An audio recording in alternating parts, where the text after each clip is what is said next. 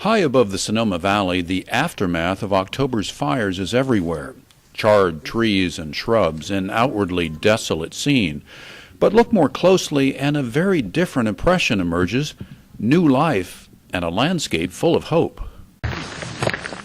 That hope is what's bringing waves of curious visitors to places like Sugarloaf State Park, in a region where love of the natural world runs deep. Concern does too. People are just coming up just for a drive up here, an hour or two sometimes, just to see, wow, the park is open, what's it like up here? And their response has been really, really amazing. A lot of people are coming up here since the park opened. Here, most of this brush that we see here that's been burned is coyote bush.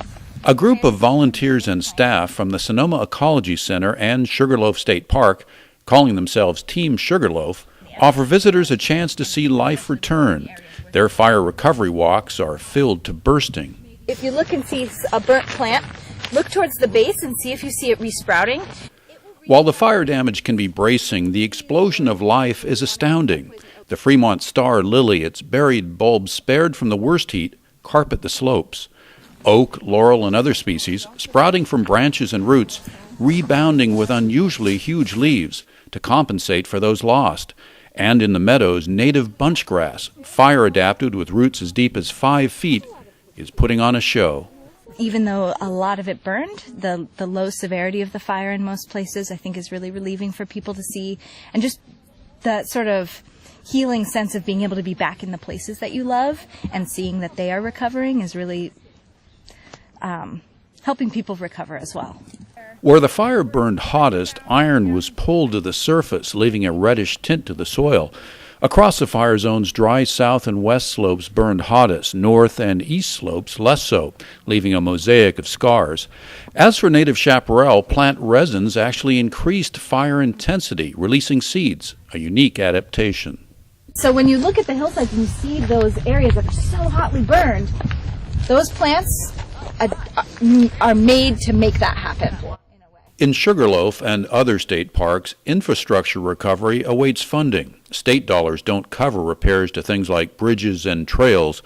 All of that work and funding is done by volunteers and local donations.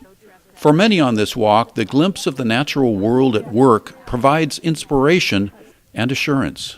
Mainly it was really inspiring to see everything growing back again, and when we live in the suburbs and when we live in neighborhoods where the fire came in and devastated our neighborhoods or burned down part of our school, it's really hopeful to see things growing back and to see that the environment is bouncing back after the fire. All through my life, I've been exploring my backyard. I mean, when ladybugs first showed up in my backyard, I felt this connection really to nature, and ever since I've always loved to come to these parks, and it's so inspiring to see the land bouncing back just like our community.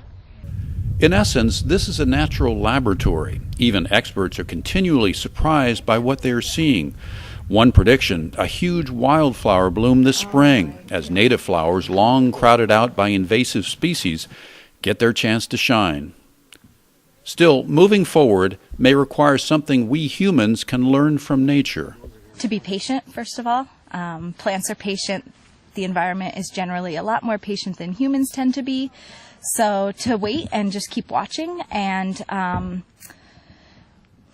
also that there might be things happening that we don't necessarily see just from looking at it at the surface. Nature has lots and lots of surprises, and the more you learn, the more there is to surprise you. We think of fire as such a destructive thing.